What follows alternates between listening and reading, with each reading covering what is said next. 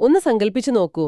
നിങ്ങളോട് ഒരാൾ പറയുകയാണ്, അതായത് ഇസ്ലാം എന്നത് ഒരിക്കലും ഒരു മതമാകാൻ ഉദ്ദേശിച്ചിട്ടുള്ള ഒന്നല്ല എന്ന്. ശരിക്കും കേൾക്കുമ്പം ഒരു വലിയ ഞെട്ടലുണ്ടാക്കുന്ന കാര്യമാണത്. അതെ, അതുപോലെ മുസ്ലിം എന്നത് ഒരു ഐഡന്റിറ്റിയുമല്ല എന്നുകൂടി കേൾക്കുമ്പോൾ എന്താ പറയാ, എന്ത് തോന്നും? ഒരുപക്ഷെ നിങ്ങൾക്ക് പെട്ടെന്ന് ദേഷ്യം വന്നേക്കാം. തീർച്ചയായും, അല്ലെങ്കിൽ വലിയ അത്ഭുതം തോന്നിയേക്കാം. അതെ, കാരണം നമ്മൾ ജീവിക്കുന്നത് മുഴുവൻ ഈ ലേബലുകളുടെ ഒരു ലോകത്താണല്ലോ. അപ്പോ ഈ കേൾക്കുന്ന നിങ്ങളെ ഓരോരുത്തരെയും ഇന്നത്തെ നമ്മുടെ ഈ ആഴത്തിലുള്ള പഠനത്തിലേക്ക്, ഈ വിശകലനത്തിലേക്ക് സ്വാഗതം ചെയ്യുകയാണ്. എല്ലാവർക്കും സ്വാഗതം. ഇന്ന് നമ്മൾ സംസാരിക്കാൻ പോകുന്നത് നമ്മളെ ഒക്കെ തന്നെ എങ്ങനെയാണ് അടയാളപ്പെടുത്തുന്നത് എന്നതിനെക്കുറിച്ചാണ്. പ്രത്യേകിച്ച് മതപരമായ ലേബലുകളെക്കുറിച്ച്. അതൊരു വലിയ വിഷയം തന്നെയാണ്. സാധാരണ നമ്മളൊരു മെഡിക്കൽ ഡയഗ്നോസിസിനെ കുറിച്ച് സംസാരിക്കുമ്പോൾ അവിടെ വളരെ കൃത്യമായ ഒരു ഉത്തരം നമ്മൾ പ്രതീക്ഷിക്കാറുണ്ടല്ലേ? അതെ അതെ, ഒരു സംശയവുമില്ലാത്ത ഉത്തരം. അതായത് ഇപ്പോ നിങ്ങളുടെ കൈയൊടിഞ്ഞു എന്ന് കരുതുക. എക്സ്റേ എടുക്കുമ്പോൾ ആ പൊട്ടിയ എല്ലിന്റെ ഭാഗം വളരെ വ്യക്തമായി കാണാം. ഡോക്ടർ അത് ചൂണ്ടിക്കാണിച്ച് പറയും, ദാ ഇതാണ് പ്രശ്നമെന്ന്. ഇത് വളരെ ലളിതമാണ്, കാര്യങ്ങൾ നമുക്ക് നേരിട്ട് കാണാം. എന്നാൽ മനുഷ്യന്റെ വിശ്വാസങ്ങളുടെയും മതപരമായ സ്വത്തുങ്ങളുടെയും ഒക്കെ ലോകത്തേക്ക് വരുമ്പോൾ ഈ എക്സ്റേ മെഷീൻ ശരിക്കും പണിമുടക്കും. അതെ, അവിടെ കറുപ്പും വെളുപ്പുമൊന്നുമില്ല. വളരെ സങ്കീർണവും എന്താ പറയാ വ്യക്തതയില്ലാത്തതുമായ ഒരു ലോകത്താണ് നമ്മൾ ചെന്ന് നിൽക്കുന്നത്. അത് വളരെ കൃത്യമായ ഒരു നിരീക്ഷണമാണ് കേട്ടോ. ഒരു എക്സ്റേ റിപ്പോർട്ട് പോലെ കറുപ്പും വെളുപ്പുമായി മനുഷ്യന്റെ വിശ്വാസങ്ങളെ നമുക്ക് കാണാൻ കഴിയില്ല. പക്ഷേ നമ്മൾ മനുഷ്യർക്ക് അങ്ങനെയുള്ള വ്യക്തത ഭയങ്കര ഇഷ്ടമാണ്. അതെ, എല്ലാം വളരെ കൃത്യമായി അറിയണം. കാര്യങ്ങൾ നേരിട്ട് കാണാനും അവയെ കൃത്യമായ കള്ളികളിലാക്കി ലേബൽ ചെയ്യാനും നമ്മുടെ തലച്ചോർ എപ്പോഴും ശ്രമിച്ചുകൊണ്ടിരിക്കും. ശരിക്കും പറഞ്ഞാൽ ഇതൊരു പരിണാമപരമായ പ്രത്യേകത കൂടിയാണ്. ഓ, അങ്ങനെയാണോ? പരിണാമവുമായി ഇതൊരു ബന്ധമുണ്ടോ? തീർച്ചയായും. പുരാതന കാലത്ത് നമ്മൾ ഗോത്രങ്ങളായി ജീവിച്ചിരുന്ന സമയത്ത് ആരാണ് നമ്മുടെ കൂട്ടത്തിലുള്ളത്, ആരാണ് പുറത്തുള്ളത് എന്ന് പെട്ടെന്ന് തിരിച്ചറിയേണ്ടത് ജീവൻ നിലനിർത്താൻ തന്നെ ആവശ്യമായിരുന്നു. ശരിയാണ്, ശത്രുവാണോ മിത്രമാണോ എന്ന് അറിയണമല്ലോ. അതെ, ആ ഒരു മാനസികാവസ്ഥയുടെ ബാക്കി പത്രമാണ് ഇന്നും നമ്മൾ കൊണ്ടു നടക്കുന്ന ഈ ലേബലിംഗ് പ്രവണത. നമ്മളെപ്പോഴും നമ്മുടേതായ ഒരു ഗ്രൂപ്പ് ഉണ്ടാക്കാൻ ശ്രമിക്കും. ആഹാ, ഗോത്രവർഗ ചിന്താഗതി തന്നെയാണ് ഇന്നും പല രൂപത്തിൽ നിലനിൽക്കുന്നത്. അപ്പോൾ ഇന്ന് നമ്മൾ ഈ വിഷയം ചർച്ച ചെയ്യുന്നത് ഇൻ ഗുഡ് ഫെയ്ത്ത് എന്ന യൂട്യൂബ് ചാനലിലെ വളരെ ചിന്തോദ്ദീപകമായ ഒരു സംഭാഷണത്തെ അടിസ്ഥാനമാക്കിയാണ്. ഒരു കാര്യം ഞാൻ പ്രത്യേകം പറയട്ടെ, ഇത് ഏതെങ്കിലും രാഷ്ട്രീയ അല്ലെങ്കിൽ മതപരമായ പക്ഷം പിടിക്കാനുള്ള ഒരു ശ്രമമല്ല കേട്ടോ. അല്ലവേ അല്ല, നമ്മൾ ആരുടെയും ഭാഗം ചേരുന്നില്ല. മറിച്ച് ആ സ്രോതസ്സിലുള്ള ഈ ആശയങ്ങളെ തികച്ചും വസ്തുനിഷ്ഠമായി നിങ്ങളിലേക്ക് എത്തിക്കുകയെന്നത് മാത്രമാണ് ഞങ്ങൾ ലക്ഷ്യമാക്കുന്നത്. എന്തുകൊണ്ടാണ് മതപരമായ ലേബലുകൾ ഉപേക്ഷിക്കുന്നത് യഥാർത്ഥ വിശ്വാസത്തിലേക്ക് നമ്മെ അടുപ്പിക്കുക എന്നതാണ് ഇന്നത്തെ ലക്ഷ്യം. അതെ, വളരെ പ്രധാനപ്പെട്ട ഒരു ലക്ഷ്യമാണത്. ആ സംഭാഷണത്തിലൂടെ കടന്നുപോയപ്പോൾ എന്നെ ഏറ്റവും കൂടുതൽ ചിന്തിപ്പിച്ചത് ഭാഷ എങ്ങനെയാണ് നമ്മുടെ വിശ്വാസങ്ങളെ മാറ്റിമറിക്കുന്നത് എന്നതാണ്. ഭാഷയ്ക്ക് വലിയൊരു പങ്കുണ്ട് ഇതില്. അവർ മുന്നോട്ട് വയ്ക്കുന്ന ഒരു പ്രധാന വാദമുണ്ട്. നമ്മൾ ഉപയോഗിക്കുന്ന മതപരമായ വാക്കുകൾ, ഉദാഹരണത്തിന് മുസ്ലിം പോലെയുള്ള വാക്കുകൾ വെറും നാമങ്ങളായി, അതായത് ഇംഗ്ലീഷിൽ നമ്മൾ നൗൺസ് എന്ന് പറയുമല്ലോ. അതെ, നൗൺസ്. അതിനു പകരം ക്രിയകളായി, വേർബ്സായി കണ്ടാൽ എന്തായിരിക്കും സംഭവിക്കുക? നമ്മൾ ഉപയോഗിക്കുന്ന വാക്കുകൾ വെറുമൊരു ആശയവിനിമയ ഉപാധി മാത്രമല്ലല്ലോ. അവ നമ്മുടെ ചിന്താശേഷിയെയും ലോകത്തെ നമ്മൾ കാണുന്ന രീതിയെയും ശരിക്കും രൂപപ്പെടുത്തുന്നുണ്ട്. ഒരു ലേബൽ അല്ലെങ്കിൽ ഒരു നൗൺ ഉപയോഗിക്കുമ്പോൾ നമ്മൾ യാഥാർത്ഥ്യത്തെ ഒരു ചെറിയ പെട്ടിയിലാക്കുകയാണ് ചെയ്യുന്നത്. അതായത് നമ്മൾ നമ്മളെ തന്നെ ഒന്ന് ഫ്രെയിം ചെയ്യുകയാണ്. അതെ അതെ. ഉദാഹരണത്തിന് ഒരാൾ പറയാണ് ഞാൻ ഇന്ന മതവിഭാഗത്തിൽപ്പെട്ട ആളാണെന്ന്. അപ്പോൾ അതൊരു സ്റ്റാറ്റിക്കായ അവസ്ഥയായി മാറുന്നു. അവിടെ മാറ്റങ്ങളില്ല. കൃത്യം. അയാൾ ആ പെട്ടിക്ക് ഉള്ളിലായി. പിന്നെ ആ പെട്ടിക്ക് പുറത്ത് ചിന്തിക്കാൻ കഴിയില്ല. എന്നാൽ ഇതിനെ ഒരു പ്രവൃത്തിയായി കണ്ടാലോ, അതായത് ഒരു വെർബായി കണ്ടാലോ, അപ്പോ എന്താ സംഭവിക്കുക? ദൈവത്തിന് കീഴടങ്ങുക അല്ലെങ്കിൽ സത്യവുമായി ഒത്തുചേർന്നു പോവുക എന്ന നിരന്തരമായ ഒരു പ്രവൃത്തിയായി ഇതിനെ കാണുമ്പോൾ ആ പെട്ടികൾ ഇല്ലാതാവുകയാണ്. അത് നിരന്തരം സംഭവിച്ചുകൊണ്ടിരിക്കുന്ന ഒരു കാര്യമായി മാറുന്നു. ഒരു നിമിഷം, എനിക്കിവിടെ ചെറിയൊരു സംശയമുണ്ട്. ഈ ലേബലുകൾ പൂർണ്ണമായും അനാവശ്യമാണെന്ന് നമുക്ക് പറയാൻ കഴിയുമോ? എന്തുകൊണ്ടാണ് അങ്ങനെ ചോദിക്കുന്നത്? അതായത് നമ്മളൊരു സമൂഹമായി ജീവിക്കുമ്പോൾ നമുക്കിത്തരം ഐഡന്റിറ്റികൾ ആവശ്യമില്ലേ? നമ്മൾ ആരാണെന്ന് മറ്റുള്ളവരോട് പറയാനും സമാന ചിന്താഗതിക്കാരുമായി ചേർന്ന് കമ്മ്യൂണിറ്റികൾ ഉണ്ടാക്കാനും. ശരിയാണ്. അതുപോലെ സ്ഥാപനങ്ങൾ പടുത്തുയർത്താനുമൊക്കെ ഈ ലേബലുകൾ നമ്മെ സഹായിക്കുന്നില്ലേ? ഇത് പൂർണ്ണമായും ഉപേക്ഷിക്കണം എന്ന് പറയുന്നത് കുറച്ച് അപ്രായോഗികമല്ലേ? വളരെ നല്ലൊരു ചോദ്യമാണത്. തീർച്ചയായും ഒരു ഭൗതിക സമൂഹത്തിൽ ജീവിക്കുമ്പോൾ നമുക്ക് ജനസംഖ്യാ കണക്കെടുക്കാനും സ്ഥാപനങ്ങൾ നടത്താനും അഡ്മിനിസ്ട്രേറ്റീവ് ആവശ്യങ്ങൾക്കുമൊക്കെ ലേബലുകൾ വേണ്ടിവരും. അത് പ്രാക്ടിക്കലായ കാര്യമാണ്. അതെ. പക്ഷെ ഇവിടെ നമ്മൾ സംസാരിക്കുന്നത് ആത്മീയ തലത്തിലുള്ള സത്യത്തെക്കുറിച്ചാണ്. ഭരണപരമായ കാര്യങ്ങൾക്കായി നമ്മളുണ്ടാക്കിയെടുത്ത ഈ സൗകര്യങ്ങളെ നമ്മുടെ ആത്മീയ യാഥാർത്ഥ്യമായി നമ്മൾ തെറ്റിദ്ധരിക്കുന്നു എന്നതാണ് ഇവിടുത്തെ യഥാർത്ഥ പ്രശ്നം. ഓ, ഞാൻ മനസ്സിലാക്കുന്നു. നമ്മൾ സൗകര്യത്തിനുണ്ടാക്കിയ സാധനം നമ്മളെ തന്നെ ഭരിക്കാൻ തുടങ്ങുന്നു. അതെ. ചരിത്രപരമായി നോക്കിയാൽ തന്നെ ഖുറാനിൽ ഉപയോഗിച്ചിരിക്കുന്ന യഹൂദ, നസ്രാണി, ഹനീഫ് തുടങ്ങിയ പദങ്ങളുണ്ടല്ലോ. അവയൊന്നും ഇന്നത്തെ പോലെ വലിയ അക്ഷരത്തിൽ തുടങ്ങുന്ന പരസ്പരം പോരടിക്കുന്ന മതവിഭാഗങ്ങളെ കുറിക്കാനല്ല ഉപയോഗിച്ചിട്ടുള്ളത്. മറിച്ച് അത് മനുഷ്യരുടെ ആത്മീയ അവസ്ഥകളെ സൂചിപ്പിക്കാനാണ്. ഒരു സ്റ്റേറ്റ് ഓഫ് മൈൻഡ് അല്ലേ? അതെ, അതൊരു പ്രവൃത്തിയാണ്. ദൈവത്തോട് ചേർന്ന് നിൽക്കാൻ ശ്രമിക്കുന്ന മനുഷ്യരുടെ അവസ്ഥ. ആ ഒരു ക്രിയാത്മകമായ അവസ്ഥയിൽ നിന്നും നമ്മൾ അതിനെ ഉറച്ചുപോയൊരു ഐഡന്റിറ്റി കാർഡാക്കി മാറ്റിയപ്പോഴാണ് പ്രശ്നങ്ങൾ തുടങ്ങിയത്. ഓ, ഇപ്പോൾ എനിക്ക് കാര്യം കുറച്ചുകൂടി വ്യക്തമാകുന്നുണ്ട്. നമ്മൾ ചെയ്യുന്നൊരു പ്രവൃത്തിയെ നമ്മൾ തന്നെ ഒരു ലേബലാക്കി മാറ്റി കഴുത്തിൽ തൂക്കി നടക്കുകയാണ്. ശരിക്കും അങ്ങനെയാണ് സംഭവിക്കുന്നത്. ഇത് കേൾക്കുമ്പോൾ എനിക്ക് ഓർമ്മ വരുന്നത് ആ സ്രോതസ്സിൽ പറയുന്ന നമ്മുടെ ദൈനംദിന ജീവിതത്തിലെ ചില കാര്യങ്ങളാണ്. ഒന്നാലോചിച്ചു നോക്കൂ. നമ്മളെല്ലാവരും ജീവൻ നിലനിർത്താൻ ശ്വസിക്കുന്നവരാണ്. നിരന്തരം നടക്കുന്നൊരു പ്രവൃത്തിയാണത്. തീർച്ചയായും എപ്പോഴും നടക്കുന്ന കാര്യം. പക്ഷെ നമ്മളാരും പുറത്തിറങ്ങിയിട്ട് ഞാനൊരു ശ്വാസിയാണ്, അഥവാ ഞാനൊരു ബ്രീത്തറാണ് എന്നു പറഞ്ഞ് ഒരു ലേബലും നെഞ്ചിലൊട്ടിച്ച് നടക്കാറില്ലല്ലോ. ഇല്ല, അത് ചിന്തിക്കുമ്പോൾ തന്നെ ഭയങ്കര തമാശയാണ്. അതെ. എനിക്കെപ്പോഴെങ്കിലും ശ്വാസം മുട്ടുമ്പോൾ ഞാൻ വീണ്ടും ശ്വസിക്കാൻ ശ്രമിക്കും. അതുപോലെ ഞാൻ സ്ഥിരമായി ഓടുന്ന ആളാണെങ്കിൽ ഞാൻ ഓടുന്നു എന്നു പറയാം. അതൊരു ആക്ഷനാണ്. അല്ലാതെ ലോകത്തുള്ള ഓടുന്നവരൊക്കെ ചേർന്ന് ഒരു കൂട്ടായ്മയുണ്ടാക്കി അതിനൊരു പേരും കൊടുത്ത് ഒരു കൊടിയും പിടിച്ച് ഓടാത്തവരുമായി വഴക്കിടാൻ പോകേണ്ട ആവശ്യമില്ലല്ലോ. ഇതേപോലെ തന്നെയാണ് ദൈവത്തോടുള്ള സമർപ്പണവും. വളരെ കൃത്യമായ ഉപമയാണത്. അതൊരു പ്രവൃത്തിയാണ്, നിരന്തരം ചെയ്യേണ്ട ഒന്ന്, അല്ലാതെ ഒരു ദിവസം ഒരു ലേബൽ ഒട്ടിച്ച് വെറുതെ ഇരിക്കാനുള്ള ഒന്നല്ല. കൃത്യമായി പറഞ്ഞാൽ ആ അനലോഗി തന്നെയാണ് ഈ മാറ്റത്തെ ഏറ്റവും നന്നായി വിശദീകരിക്കുന്നത്. ശ്വസിക്കുന്നതുപോലെ, ഓടുന്നതുപോലെ സത്യത്തോട് ചേർന്ന് നിൽക്കുക എന്നത് അനുദിന ജീവിതത്തിലെ നിരന്തരമായ ഒരു പ്രവൃത്തിയാണ്. മതത്തെ കേവലം ഒരു ഐഡന്റിറ്റി കാർഡായി കാണുന്നതിൽ നിന്നും ഒരു പ്രവൃത്തിയായി കാണുന്നതിലേക്കുള്ള ഈ മാറ്റം നമ്മുടെ തലച്ചോറിൽ വലിയ വ്യത്യാസങ്ങളുണ്ടാക്കുന്നുണ്ട് കേട്ടോ. എന്ത് തരം വ്യത്യാസങ്ങളാണ്? അതായത്, ഞാൻ ഇന്ന വിഭാഗത്തിൽപ്പെട്ട ആളാണ് എന്ന് പറയുമ്പോൾ അവിടെ മറ്റുള്ളവരിൽ നിന്ന് എന്നെ വേർതിരിക്കുന്ന ഒരു വലിയ മതിൽ രൂപപ്പെടുകയാണ്. എന്റെ വിഭാഗം, നിങ്ങളുടെ വിഭാഗം എന്ന ചിന്ത വരുന്നു. അതെ, നമ്മളും അവരും എന്നൊരു വേർതിരിവ് വരും. എന്നാൽ ഞാൻ സത്യത്തോടെ ചേർന്ന് നിൽക്കാൻ ശ്രമിക്കുന്ന ആളാണ് എന്ന് പറയുമ്പോൾ ആ ശ്രമം നടത്തുന്ന ലോകത്തുള്ള ഏതൊരു മനുഷ്യനുമായും എനിക്ക് വൈകാരികമായി ചേർന്ന് നിൽക്കാൻ സാധിക്കും. വാ, അതൊരു മനോഹരമായ ചിന്തയാണ്. അതെ, ഇത് വ്യക്തികളെ തമ്മിൽ വേർതിരിക്കുന്നതിന് പകരം അവരെ കൂടുതൽ വിശാലമായി ചിന്തിക്കാൻ പ്രേരിപ്പിക്കുന്നു. നമ്മൾ ആദ്യം പറഞ്ഞ ആ ഗോത്രവർഗ ചിന്തകളിൽ നിന്ന് മനുഷ്യനെ പുറത്തു കൊണ്ടുവരാൻ ഇതിലും വലിയൊരു വഴിയില്ല. പക്ഷെ ഇവിടെ വേറൊരു വലിയ പ്രതിസന്ധി വരുന്നുണ്ട്. ഈ പ്രവൃത്തികളെക്കുറിച്ച് പറയുമ്പോൾ നമ്മൾ എപ്പോഴും അവകാശപ്പെടുന്ന ചില വിശ്വാസങ്ങളുണ്ടല്ലോ. എങ്ങനെയുള്ള വിശ്വാസങ്ങൾ?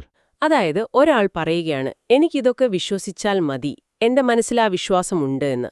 അപ്പോൾ ഞാൻ വിശ്വസിക്കുന്നു എന്ന് പറയുന്നതുകൊണ്ട് മാത്രം കാര്യമില്ലേ? ഒരു പ്രത്യേക മതവിഭാഗത്തിൽ വിശ്വസിക്കുന്നു എന്ന് പ്രഖ്യാപിക്കുന്നത് ഒരു വലിയ കാര്യമായിട്ടാണല്ലോ പലരും കാണുന്നത്. അവിടെയാണ് വിശ്വാസങ്ങളുടെ പ്രഖ്യാപനത്തിലെ വലിയൊരു പൊള്ളത്തരം നമ്മൾ ശരിക്കും തിരിച്ചറിയേണ്ടത്. ഒരു പ്രസ്താവന നടത്തുക എന്നത് വളരെ എളുപ്പമുള്ള കാര്യമാണ്. വെറുതെ വാക്കാൽ പറയുക. അതായത്, ഒരു വാചകം പറയുക, അല്ലെങ്കിൽ ഒരു ആശയം അംഗീകരിക്കുന്നതായി പ്രഖ്യാപിക്കുക. നമ്മൾ പലപ്പോഴും ഇത്തരം പ്രൊപ്പോസിഷനുകൾക്ക് അമിതമായി വില കൽപ്പിക്കാറുണ്ട്. ശരിയാണ്. എന്നാൽ യാഥാർത്ഥ്യത്തിൽ ഒരാൾ എന്ത് പറയുന്നു എന്നതിലല്ല, ആ പറയുന്ന കാര്യങ്ങൾ അയാളുടെ ജീവിതത്തിൽ എങ്ങനെ പ്രതിഫലിക്കുന്നു എന്നതിലാണ് കാര്യം. അതായത്, actions speak louder than words. കൃത്യം. താൻ വിശ്വസിക്കുന്നു എന്ന് പ്രഖ്യാപിക്കുന്നതുകൊണ്ട് മാത്രം യാതൊരു കാര്യവുമില്ല. അയാളുടെ പ്രവൃത്തികൾ അതിനോട് ചേർന്ന് നിൽക്കുന്നില്ലെങ്കിൽ ആ പ്രഖ്യാപനം തികച്ചും അപ്രസക്തമാണ്. ഈ കേൾക്കുന്ന നിങ്ങളൊന്ന് ചിന്തിച്ചു നോക്കൂ. നമ്മുടെ ജോലിസ്ഥലത്തെ ഒരു കാര്യം തന്നെ എടുക്കാം. ഇപ്പോൾ നിങ്ങളൊരു ഓഫീസിൽ ജോലി ചെയ്യുകയാണ്. അവിടെ നിങ്ങൾക്കൊരു പുതിയ പ്രൊജക്റ്റ് കിട്ടി. നിങ്ങൾ ദിവസവും രാവിലെ വന്ന് നിങ്ങളുടെ ബോസിനോട് പറയുകയാണ്, എനിക്ക് ഈ പ്രൊജക്റ്റ് വളരെ ഇഷ്ടമാണ്, ഞാൻ ഈ പ്രൊജക്റ്റിൽ പൂർണ്ണമായും വിശ്വസിക്കുന്നു, ഇത് നമ്മുടെ കമ്പനിയെ വലിയ നിലയിലെത്തിക്കും എന്ന്. ഭയങ്കര വലിയ ഡയലോഗുകൾ. അതെ, ഇങ്ങനെ എല്ലാ ദിവസവും പറയുന്നുണ്ട്. പക്ഷേ നിങ്ങൾ യാതൊരു പണിയും ചെയ്യുന്നില്ല. ലാപ്ടോപ്പ് പോലും തുറക്കുന്നില്ല. വെറുതെ ഈ ഡയലോഗ് മാത്രം പറയുന്നു. ഒരാഴ്ച കഴിയുമ്പോൾ എന്ത് സംഭവിക്കും? വേറെന്താ, പിരിച്ചുവിടും. യാതൊരു സംശയവുമില്ല, നിങ്ങളെ ആ ജോലിയിൽ നിന്ന് പിരിച്ചുവിടും. അതുപോലെ തന്നെയല്ലേ വിശ്വാസത്തിന്റെ കാര്യവും? ഞാൻ വിശ്വസിക്കുന്നു എന്ന് എപ്പോഴും പറയുകയും എന്നാൽ അതിനനുസരിച്ച് യാതൊന്നും പ്രവർത്തിക്കാതിരിക്കുകയും ചെയ്താൽ ആ വിശ്വാസപ്രഖ്യാപനത്തിന് എന്താണ് അർത്ഥം? യാതൊരു അർത്ഥവുമില്ല. അപ്പോൾ ഈ ലേബലുകൾക്ക് പിന്നിൽ ഒളിച്ചിരിക്കുന്നത് ശരിക്കും ഒരുതരം കാപഢ്യമല്ലേ? തീർച്ചയായും അത് വലിയൊരു കാപഢ്യമാണ്. ഇസ്ലാമിലെ ഷഹാദ അഥവാ സാക്ഷ്യം വഹിക്കൽ എന്ന ആശയത്തെ നമ്മൾ ഈ ഒരു കോണിലൂടെ വേണം കാണാൻ. അതെങ്ങനെയാണ്? പലരും വിചാരിക്കുന്നത് അത് ഒരിക്കൽ മാത്രം പറഞ്ഞാൽ മതിയാകുന്ന ഒരു പാസ്വേഡാണെന്ന്. ആ പാസ്വേഡ് അടിച്ചാൽ പിന്നെ ഒരു പ്രത്യേക ക്ലബ്ബിലേക്ക് പ്രവേശനം ലഭിച്ചു, പിന്നെ ഒന്നും ചെയ്യേണ്ടതില്ല എന്നൊരു ധാരണയുണ്ട്. ഒരൊറ്റ തവണത്തെ പ്രഖ്യാപനം. എന്നാൽ അതങ്ങനെ അല്ല. അത് ജീവിതത്തിൽ ഉടനീളം നമ്മൾ ചെയ്യേണ്ട ഒരു കാര്യമാണ്. അതൊരു നിരന്തരമായ പ്രവൃത്തിയാണ്. ലേബലുകൾ മനുഷ്യരെ കാപഢ്യത്തിലേക്ക് നയിക്കാൻ വലിയൊരു കാരണമാകുന്നുണ്ട് എന്ന് തന്നെയാണ് ഇതൊക്കെ കാണിക്കുന്നത്. ലേബലുകളില്ലാത്ത എന്നാൽ സഹജീവികളോട് കരുണ കാണിക്കുകയും നല്ല പ്രവൃത്തികൾ ചെയ്യുകയും ചെയ്യുന്ന ഒരാളാണ് വലിയ ലേബലുകളുണ്ടായിട്ടും നിരന്തരം മോശം പ്രവൃത്തികൾ ചെയ്യുന്ന ആളേക്കാൾ സത്യത്തോടടുത്ത് നിൽക്കുന്നത്. അതൊരു വലിയ പോയിന്റാണ്. ചിലപ്പോൾ ഒരു പ്രത്യേക ലേബലുള്ള നിങ്ങളുടെ കൂട്ടത്തിലുള്ള ഒരാളേക്കാൾ യാതൊരു ലേബലുമില്ലാത്ത എന്നാൽ നീതിക്കും സത്യത്തിനും വേണ്ടി നിലകൊള്ളുന്ന പുറത്തുള്ള ഒരാളോട് നിങ്ങൾക്ക് കൂടുതൽ ആത്മബന്ധം തോന്നാം. കാരണം അവരുടെ പ്രവൃത്തികൾ നമ്മുടേതുമായി ചേർന്ന് നിൽക്കുന്നു. അതെ, കാരണം അവിടെ നിങ്ങളെ ഒന്നിപ്പിക്കുന്നത് പ്രവൃത്തികളാണ്, ലക്ഷ്യങ്ങളാണ്, അല്ലാതെ വെറും അവകാശവാദങ്ങളല്ല. വാവ്, അത് ശരിക്കും ചിന്തിക്കേണ്ട ഒരു കാര്യം തന്നെയാണ്. പ്രവൃത്തികളാണ് നമ്മളെ ഒന്നിപ്പിക്കേണ്ടത്. പക്ഷേ ഇതൊക്കെ പറയുമ്പോഴും ആധുനിക കാലത്ത് നമ്മൾ ഉപയോഗിക്കുന്ന പല പ്രയോഗങ്ങളും കേട്ടാൽ ശരിക്കും അത്ഭുതം തോന്നും. ചിലപ്പോൾ ചിരിയും വരും. ഏതുതരം പ്രയോഗങ്ങളാണ്? നമ്മളൊരു ആത്മീയ അവസ്ഥയെ എങ്ങനെയാണൊരു സാംസ്കാരിക ബ്രാൻഡായി മാറ്റിയിരിക്കുന്നത് എന്നത് വളരെ വിചിത്രമാണ്. നമ്മൾ പലപ്പോഴും ഇസ്ലാമിക ചരിത്രം അല്ലെങ്കിൽ ഇസ്ലാമും പാശ്ചാത്യ ലോകവും എന്നൊക്കെയുള്ള പ്രയോഗങ്ങൾ കേൾക്കാറുണ്ടല്ലോ. എപ്പോഴും കേൾക്കുന്നതാണ്. എന്താണ് ശരിക്കും ഈ പാശ്ചാത്യ ലോകമെന്ന് പറയുന്നത്? ഭൂമിശാസ്ത്രപരമായി നോക്കുകയാണെങ്കിൽ ദൈവത്തോടുള്ള സമർപ്പണം പാശ്ചാത്യ രാജ്യങ്ങളിൽ സാധ്യമല്ലേ? ഇത് വെറുമൊരു ഭൂപ്രദേശത്തിന്റെ കാര്യം മാത്രമാണോ? ഈയൊരു യുക്തിയില്ലായ്മ നമ്മൾ ശരിക്കും തിരിച്ചറിയണം. ഇത് ഏത് മതത്തിന്റെ കാര്യത്തിലായാലും അങ്ങനെ തന്നെയാണ്. ഇപ്പോ നമ്മൾ ക്രിസ്ത്യൻ ഹിസ്റ്ററി എന്നോ ഹിന്ദു ഫിസിക്സ് എന്നോ ഒക്കെ പറയുമ്പോൾ അതിലെന്തെങ്കിലും അർത്ഥമുണ്ടോ? ഇല്ല, യാതൊരർത്ഥവുമില്ല. ഒരു ആത്മീയ അവസ്ഥയെ അല്ലെങ്കിൽ ഒരു നിരന്തര പ്രവൃത്തിയെ നമ്മളൊരു സാംസ്കാരിക ബ്രാൻഡായി ചുരുക്കിക്കാണുകയാണ് ഇവിടെ ചെയ്യുന്നത്. സത്യത്തിൽ ഇത് വളരെ അപകടകരമായൊരു പ്രവണതയാണ്. എന്തുകൊണ്ടാണിത് അപകടകരമാകുന്നത്? കാരണം ഒരു കാര്യത്തെ ബ്രാൻഡാക്കി മാറ്റുമ്പോൾ ആ ബ്രാൻഡിന് കീഴിൽ വരുന്ന എല്ലാത്തിനെയും നമ്മൾ അന്ധമായി പ്രതിരോധിക്കാൻ തുടങ്ങും. അത് ശരിയാണെങ്കിലും തെറ്റാണെങ്കിലും നമ്മൾ നമ്മുടെ ടീമിനെ സപ്പോർട്ട് ചെയ്യും. അതൊരു ഫുട്ബോൾ ടീമിനെ സപ്പോർട്ട് ചെയ്യുന്നത് പോലെ. അതെ, അതൊരു ആത്മീയ അന്വേഷണത്തിന് പകരം ഒരു ഫുട്ബോൾ മാച്ച് കാണുന്ന രീതിയിലേക്ക് മാറുന്നു. ബ്രാൻഡിങ്ങിന്റെ കാര്യം പറഞ്ഞപ്പോഴാണ് എനിക്ക് ചില രസകരമായ കാര്യങ്ങൾ ഓർമ്മ വരുന്നത്. ഞാൻ ഈയിടെ ഇന്റർനെറ്റിൽ കണ്ട ചില കാര്യങ്ങളുണ്ട്. ഈ സ്രോതസ്സിലും അത് മെൻഷൻ ചെയ്യുന്നുണ്ട്. എന്താണത്? ഒന്ന്, ഇസ്ലാമും സ്കേറ്റ് ബോർഡിങ്ങും തമ്മിൽ സാമ്യമുണ്ട് എന്ന് സമർത്ഥിക്കുന്ന ഒരു ലേഖനം. അത് വായിച്ചപ്പോൾ ഞാൻ ശരിക്കും ആശയക്കുഴപ്പത്തിലായി. സ്കേറ്റ് ബോർഡിങ്ങോ? അതെന്താ അങ്ങനെ? എനിക്കറിയില്ല. സ്കേറ്റ് ബോർഡിങ്ങും ദൈവത്തോടുള്ള സമർപ്പണവും തമ്മിൽ എന്താണ് ബന്ധം എന്ന് ഞാൻ ആലോചിക്കുകയായിരുന്നു. മറ്റൊന്ന് അതിലും വിചിത്രമായിരുന്നു കേട്ടോ. ഒരു യൂട്യൂബ് വീഡിയോയുടെ തംബ്നെയിലിൽ വലിയ അക്ഷരത്തിൽ കൊടുത്തിരിക്കുന്നത് ഇസ്ലാമില്ലായിരുന്നെങ്കിൽ ക്രോസന്റ് ഉണ്ടാകുമായിരുന്നില്ല എന്നാണ്. ആ ഫ്രഞ്ച് ബേക്കറി ഐറ്റം അല്ലേ? അതെ. ഈ കേൾക്കുന്നവരൊന്ന് ആലോചിച്ചു നോക്കൂ. ഫ്രഞ്ച് ബേക്കറികളിൽ കിട്ടുന്ന ആ രുചികരമായ ക്രോസന്റും മനുഷ്യന്റെ ആത്മീയ അവസ്ഥയും തമ്മിൽ എന്ത് ബന്ധമാണുള്ളത്? എനിക്ക് ശരിക്കും ചിരിയാണ് വന്നത് ഇത് കണ്ടപ്പോൾ. ഒരു ആത്മീയ അവസ്ഥയാ ആളുകൾ എങ്ങനെയാണിങ്ങനെ വെറും ഒരു സാംസ്കാരിക ബ്രാൻഡായി ചുരുക്കി കാണുന്നത്? ഇതിലെന്തെങ്കിലും യുക്തിയുണ്ടോ? യാതൊരു യുക്തിയുമില്ല എന്നതാണ് നഗ്നമായ സത്യം. കേൾക്കുമ്പോൾ തമാശയായി തോന്നാമെങ്കിലും ഇതിന്റെ അനന്തരഫലം വളരെ ഗൗരവമുള്ളതാണ്. ഉം. ഇത്തരം ലേബലുകൾ മനുഷ്യർക്കിടയിൽ അനാവശ്യമായ പ്രതിരോധവും വെറുപ്പും ഭയവും സൃഷ്ടിക്കുന്നു. ഉദാഹരണത്തിന് ഇസ്ലാമോഫോബിയ അല്ലെങ്കിൽ പൊളിറ്റിക്കൽ ഇസ്ലാം തുടങ്ങിയ വാക്കുകൾ ജനിക്കുന്നത് തന്നെ ഈ ലേബലിംഗിൽ നിന്നാണ്.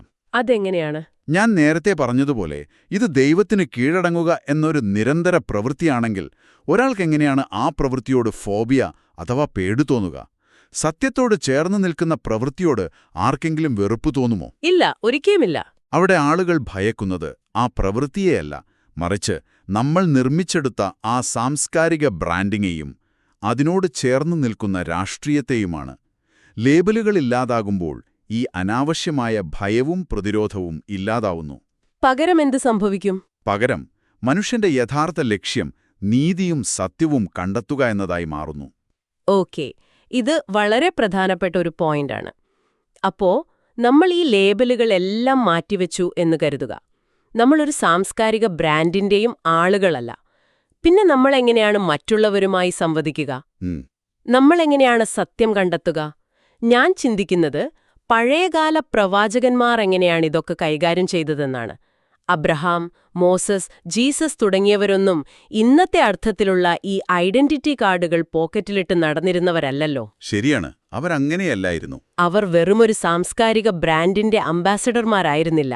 വളരെ കൃത്യമാണ് ആ നിരീക്ഷണം. ചരിത്രത്തിലെ ആ പ്രവാചകന്മാരെല്ലാം അവരവരുടെ ഭാഷകളിൽ അവരുടെ കാലഘട്ടത്തിലെ ചുറ്റുപാടുകളിൽ നിന്നുകൊണ്ട് ദൈവത്തോട് ചേർന്ന് നിന്നവരാണ്.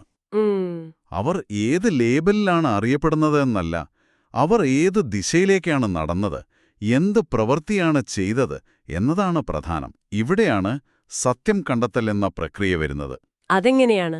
ഈ ചിന്താഗതികളെല്ലാം കൂടി ഒരുമിച്ച് വയ്ക്കുമ്പോൾ സത്യം കണ്ടെത്താൻ നമ്മൾ എന്ത് ചെയ്യണം എന്നതിന് വളരെ മനോഹരമായ ഒരു ഉദാഹരണം ആ വീഡിയോയിൽ തന്നെ പറയുന്നുണ്ട്. മിക്സ്ഡ് മാർഷൽ ആർട്സ് അല്ലെങ്കിൽ MMA. Mixed martial arts? ഒരു നിമിഷം. ആത്മീയതയും സത്യവും കണ്ടെത്താൻ പോകുന്നതിനിടയിൽ എന്തിനാണ് നമ്മളിപ്പോ ഈ ഇടിപ്പിടി മത്സരത്തിന്റെ കാര്യം പറയുന്നത്? എനിക്ക് ശരിക്കും മനസ്സിലാകുന്നില്ല. മതങ്ങളും MMA-യും തമ്മിൽ എന്താണ് ബന്ധം? ഒറ്റ നോട്ടത്തിൽ യാതൊരു ബന്ധവുമില്ലെന്ന് തോന്നും. പക്ഷേ സത്യം കണ്ടെത്തുന്ന പ്രക്രിയയെ ഇതിലും നന്നായി വിശദീകരിക്കാൻ കഴിയില്ല. അതെങ്ങനെ? കുങ്ഫു ആണോ ഏറ്റവും ശരിയായ മാർഷൽ ആർട്സ് എന്ന് ഈ ചോദ്യത്തിൽ വല്ല അർത്ഥവുമുണ്ടോ? ഇല്ല, അങ്ങനെ ചോദിക്കുന്നതിൽ കാര്യമില്ല. കാരണം അവിടെ നമ്മൾ ചോദിക്കേണ്ടത് ഏതാണ് ശരിയെന്നല്ല, ഏതാണ് ഫലപ്രദമെന്നാണ്. ഓരോ മാർഷൽ ആർട്സിനും അതിൻ്റെതായ ചരിത്രവും പശ്ചാത്തലവും പരിശീലന രീതികളുമുണ്ട്. എന്നാൽ ഒരു മികച്ച പോരാളി, പ്രത്യേകിച്ച് MMA-യിൽ പോരാടുന്ന ഒരാൾ എന്ത് ചെയ്യും? അയാൾ കരാട്ടയിലെ ഒരു തന്ത്രം പഠിക്കും, ജൂഡോയിലെ ഒരു പിടുത്തം പഠിക്കും, ബോക്സിങ്ങിലെ ഒരു പഞ്ചു പഠിക്കും. അതെ, എല്ലാം മിക്സ് ചെയ്യും. ഇതെല്ലാം കൂടി ഒരുമിച്ച് ഉപയോഗിക്കും. അയാൾക്കേത് ബ്രാൻഡാണ് ശരിയെന്ന് സ്ഥാപിക്കാൻ യാതൊരു താൽപ്പര്യവുമില്ല. അയാൾക്ക് ജയിക്കുക അല്ലെങ്കിൽ സ്വയം പ്രതിരോധിക്കുക എന്നതാണ് ലക്ഷ്യം. അതായത് ഏറ്റവും ഫലപ്രദമായതെന്താണോ അത് അയാൾ എടുക്കുന്നു. അതുപോലെ തന്നെയാണ് ആത്മീയമായ സത്യം കണ്ടെത്തുന്നതും. വാ, ഇപ്പോൾ ആ ആശയം എനിക്ക് ശരിക്കും ബോധ്യപ്പെട്ടു. നമ്മൾ എപ്പോഴും ചോദിക്കുന്നത് ഏത് മതമാണ് ശരിയെന്നാണ്. എന്റെ ലേബലാണോ നിങ്ങളുടെ ലേബലാണോ മികച്ചതെന്ന്. അതെ, ആ ചോദ്യം തന്നെ അടിസ്ഥാനപരമായി തെറ്റാണ്. അപ്പോൾ ഇതിനർത്ഥം മറ്റു മതങ്ങളെയോ വിശ്വാസങ്ങളെയോ കാണുമ്പോൾ നമ്മൾ ഉടനെ നമ്മുടെ കോട്ടയുടെ വാതിലടച്ച് പ്രതിരോധം തീർക്കുന്നതിനു പകരം അവരോട് സഹകരിക്കണം എന്നാണോ? കൃത്യമായി പറഞ്ഞാൽ അതുതന്നെയാണ്. അതായത് ഇപ്പോൾ ഒരാൾ മറ്റൊരു വിശ്വാസ പ്രമാണത്തിൽ നിന്നോ ദാർശനിക പശ്ചാത്തലത്തിൽ നിന്നോ വരുന്ന ആളാണെങ്കിൽ നമ്മൾ ഉടനെ വാളെടുക്കുന്നതിനു പകരം അവരിൽ നിന്ന് എന്ത് നല്ല കാര്യമാണ് പഠിക്കാൻ കഴിയുക എന്ന് നോക്കണം, അല്ലേ? തികച്ചും ശരിയാണ്. അവിടെയാണ് നമ്മൾ ഉപയോഗിക്കേണ്ട ഒരു വാക്കുണ്ട്, ഫാസിനേഷൻ അഥവാ കൗതുകം. കൗതുകം തോന്നുമ്പോൾ നമ്മൾ കൂടുതൽ പഠിക്കാൻ ശ്രമിക്കും. അതെ, മറ്റു വിശ്വാസങ്ങളെയും രീതികളെയും കാണുമ്പോൾ ശത്രുതയോ ഭയമോ അല്ല വേണ്ടത്, മറിച്ച് കൗതുകമാണ് തോന്നേണ്ടത്. അവരിൽ എന്താണ് നല്ലതുള്ളത്, ആ രീതി എങ്ങനെയാണ് നമ്മളെ കൂടുതൽ നല്ല മനുഷ്യരാക്കാൻ സഹായിക്കുന്നത്. ഈ ഒരു അന്വേഷണം തുടങ്ങണമെങ്കിൽ ആദ്യം നമ്മൾ ഈ ഞങ്ങൾ അവർ എന്ന വേർതിരിവിൽ നിന്നും പുറത്തുവരണം. എല്ലാ മനുഷ്യരും ലക്ഷ്യമാക്കുന്നത് ഒന്നാണ്: സത്യം, നീതി, സമാധാനം. തീർച്ചയായും. അവിടേക്ക് എത്താനുള്ള ഫലപ്രദമായ വഴികൾ ഏതൊക്കെയാണെന്ന് തുറന്നു മനസ്സോടെ അന്വേഷിക്കുകയാണ് വേണ്ടത്. MMA പോരാളിയെപ്പോലെ എവിടെ നിന്ന് നല്ലത് കിട്ടിയാലും അത് സ്വീകരിക്കാനുള്ള വിശാലമനസ്കത നമുക്കുണ്ടാകണം.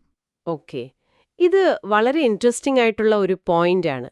അപ്പോൾ ഈ ആഴത്തിലുള്ള ചർച്ചയുടെ ഒരു രത്നച്ചുരുക്കം നമ്മൾ നോക്കുകയാണെങ്കിൽ ഈ ലേബലുകൾ ഉപേക്ഷിക്കുക എന്ന് പറയുന്നത് ഒരിക്കലും വിശ്വാസമില്ലാതാവുകയോ മതത്തെ തള്ളിപ്പറയുകയോ ചെയ്യുക എന്നല്ല അർത്ഥമാക്കുന്നത്. അല്ലവേ അല്ല. മറിച്ച് വിശ്വാസത്തെ അതിന്റെ യഥാർത്ഥാർത്ഥത്തിൽ ഒരു നിരന്തര പ്രവൃത്തിയായി മാറ്റുകയും മനുഷ്യന്റെ നന്മയ്ക്കായി അതിനെ ഉപയോഗിക്കുകയും ചെയ്യുക എന്നതാണ്. ഇതൊരു വലിയ തിരിച്ചറിവാണ്. അതെ. നമ്മൾ ഇന്ന് ചർച്ച ചെയ്തതെല്ലാം ഇൻ ഗുഡ് ഫെയ്ത്ത് എന്ന സ്രോതസ്സിലെ ആശയങ്ങളെ അടിസ്ഥാനമാക്കിയാണ്. ഞങ്ങൾ ഇതിൽ യാതൊരു പക്ഷവും പിടിക്കുന്നില്ല എന്ന് വീണ്ടും ഓർമ്മിപ്പിക്കുന്നു. ഈ ആശയങ്ങളെ നിങ്ങളിലേക്ക് എത്തിക്കുകയും അതിലെ യുക്തിയെ വിശകലനം ചെയ്യുകയും മാത്രമാണ് ഞങ്ങൾ ചെയ്തത്. അതെ, കാര്യങ്ങളെ കൂടുതൽ വിശാലമായി കാണാനും നമ്മൾ നിത്യജീവിതത്തിൽ ഉപയോഗിക്കുന്ന വാക്കുകളും ലേബലുകളും നമ്മുടെ ചിന്തകളെ എങ്ങനെ പരിമിതപ്പെടുത്തുന്നു എന്ന് മനസ്സിലാക്കാനും ഈ ഒരു ചിന്താഗതി ഉപകരിക്കുമെന്ന് ഞാൻ കരുതുന്നു. ഭാഷ മാറ്റുമ്പോൾ ചിന്ത മാറും. ചിന്ത മാറുമ്പോൾ നമ്മുടെ പ്രവൃത്തികളും മാറും. തീർച്ചയായും വളരെ ഗഹനമായൊരു യാത്രയായിരുന്നു ഇത്. ഈ വിശകലനം നമ്മൾ അവസാനിപ്പിക്കുമ്പോൾ ഇത് കേൾക്കുന്ന നിങ്ങളുടെ മുന്നിലേക്ക് ഒരു ചെറിയ ചിന്ത കൂടി വെക്കാൻ ഞാൻ ആഗ്രഹിക്കുകയാണ്. നമ്മൾ തുടക്കത്തിൽ പറഞ്ഞ ആ എക്സ്റേ മെഷീന്റെ കാര്യം ഓർമ്മയില്ലേ? എല്ലാം വ്യക്തമായി കറുപ്പും വെളുപ്പുമായി കാണാൻ നമ്മൾ ആഗ്രഹിക്കുന്നു. പക്ഷെ മനുഷ്യജീവിതം അങ്ങനെയല്ല. ഒരിക്കലുമല്ല. ഒന്ന് സങ്കൽപ്പിച്ചു നോക്കൂ, നാളെ രാവിലെ നമ്മൾ ഉറക്കമുണരുമ്പോൾ ലോകത്തുള്ള മതപരമായ ലേബലുകളെല്ലാം ചരിത്ര പുസ്തകങ്ങളിൽ നിന്നും ഡയറക്ടറുകളിൽ നിന്നും നമ്മുടെ ഓരോരുത്തരുടെയും ഓർമ്മകളിൽ നിന്നും പൂർണ്ണമായി അങ്ങ് മാഞ്ഞുപോയെന്ന് കരുതുക. അതൊരു വലിയ മാറ്റമായിരിക്കും. ആരും ഹിന്ദുവും മുസ്ലിമും ക്രിസ്ത്യാനിയും ബുദ്ധമതക്കാരനും ഒന്നുമല്ല. ആർക്കും ഒരു ഐഡന്റിറ്റി കാർഡുമില്ല. അങ്ങനെ ഒരു ലോകത്ത് ഒരു ലേബലുകളുടെയും സഹായമില്ലാതെ നിങ്ങളുടെ ചുറ്റുമുള്ളവരിൽ യഥാർത്ഥത്തിൽ ദൈവത്തോടടുത്തു നിൽക്കുന്നവരെ അല്ലെങ്കിൽ സത്യത്തോട് ചേർന്നു നിൽക്കുന്നവരെ അവരുടെ ദൈനംദിന പ്രവൃത്തികളിലൂടെ മാത്രം നിങ്ങൾക്കെങ്ങനെ തിരിച്ചറിയാൻ കഴിയും? ശരിക്കും ചിന്തിക്കേണ്ട ഒരു കാര്യമാണത്. എന്തു മാനദണ്ഡം വെച്ചായിരിക്കും നിങ്ങൾ അവരെ അളക്കുക? ഇതിനെക്കുറിച്ചൊന്ന് സ്വയം ചിന്തിച്ചു നോക്കൂ. മറ്റൊരു മികച്ച വിഷയവുമായി നമുക്ക് വീണ്ടും കാണാം.